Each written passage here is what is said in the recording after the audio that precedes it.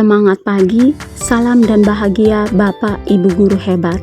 Saya Brigida Fernawini, calon guru penggerak Angkatan 11 Kabupaten Ende, akan memaparkan kesimpulan dan refleksi pemikiran Ki Hajar Dewantara pada modul 1.1 koneksi antar materi. Terdapat 3 pertanyaan pemantik yang akan membantu saya dalam membuat refleksi dan kesimpulan dari modul 1.1. Yang pertama, apa yang Anda percaya tentang murid dan pembelajaran di kelas sebelum Anda mempelajari modul 1.1? Kedua, apa yang berubah dari pemikiran atau perilaku Anda setelah mempelajari modul ini? Ketiga, apa yang dapat segera Anda terapkan lebih baik agar kelas Anda mencerminkan pemikiran Ki Hajar Dewantara? Sebelum saya mempelajari modul 1.1, pembelajaran yang saya lakukan di kelas yaitu: pertama, guru mendominasi pembelajaran atau Teacher Learning Center. Dalam pembelajaran, saya terlalu banyak berceramah dan siswa hanya duduk diam dan mendengar. Kedua, pembelajaran berfokus pada ketercapaian materi dan KKN. Jadi, saya hanya mengutamakan aspek kognitif saja. Saya sering lupa bahwa pendidikan bukan hanya soal tentang transfer ilmu saja, namun sejatinya ada aspek lain yang harus diperhatikan. Ketiga, guru kurang memahami karakteristik anak. Saya cenderung menyamaratakan kemampuan anak dan melakukan pembelajaran dengan zona nyaman saya tanpa memperhatikan perbedaan anak. Keempat, murid cenderung pasif dan motivasi belajarnya rendah. Saya seringkali merasakan saat saya menjelaskan materi, mereka lesu dan tidak punya semangat. Kemudian, apabila saya bertanya, apakah ada pertanyaan anak-anak? Dan mereka hanya diam.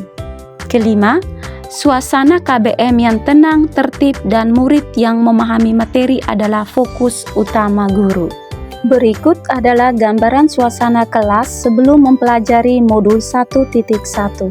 Ini merupakan gambaran di mana saya sangat mendominasi pembelajaran di kelas. Dan dapat kita lihat bersama bahwa siswa cenderung pasif. Saya pun hanya mengutamakan aspek kognitif saja.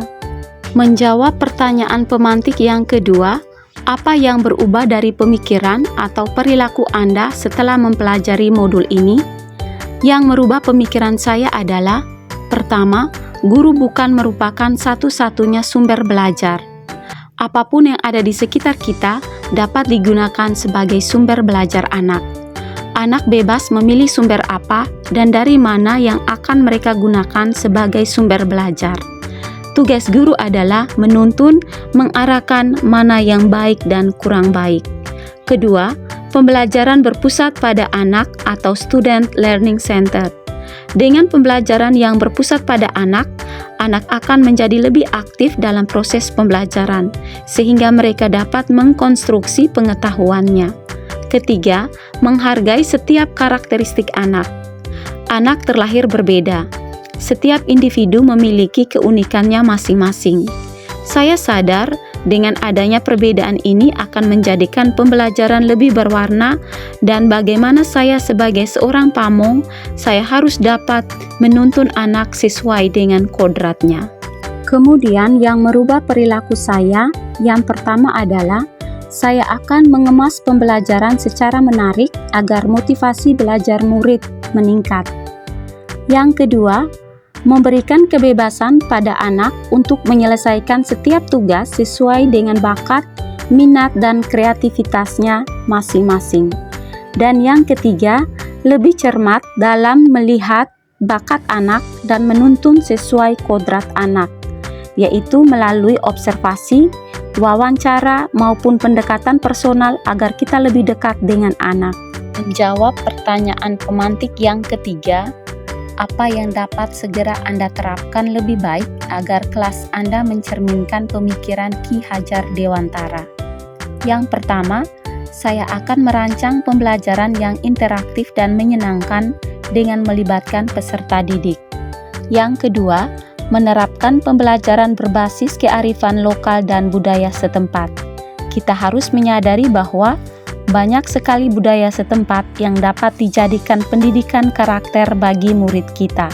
Kemudian yang ketiga, menerapkan konsep merdeka belajar, dan mengintegrasikan setiap pembelajaran dengan pencapaian profil pelajar Pancasila. Selanjutnya, pembelajaran yang mengutamakan aspek budi pekerti. Saya juga akan menerapkan sistem AMONG bahwa pendidikan itu menuntun, bukan menuntut anak. Lalu, pembelajaran yang sesuai dengan kodrat alam dan kodrat zaman harus selalu kita terapkan. Dan yang terakhir, saya akan mengintegrasikan permainan dalam pembelajaran. Adapun kesimpulan yang dapat kita petik adalah sebagai berikut. Yang pertama, pendidikan itu menuntun anak sesuai dengan minat dan bakatnya. Kedua, pendidikan itu bukan hanya tentang ilmu akademik saja, namun perlu adanya penanaman budi pekerti baik. Dan yang terakhir, pendidikan sejatinya berhamba pada murid. Jadi, murid dulu, murid lagi, dan murid terus. Demikian paparan yang dapat saya kemukakan. Semoga dapat menginspirasi Bapak dan Ibu guru hebat untuk dapat tergerak, bergerak, dan menggerakkan. Salam guru penggerak.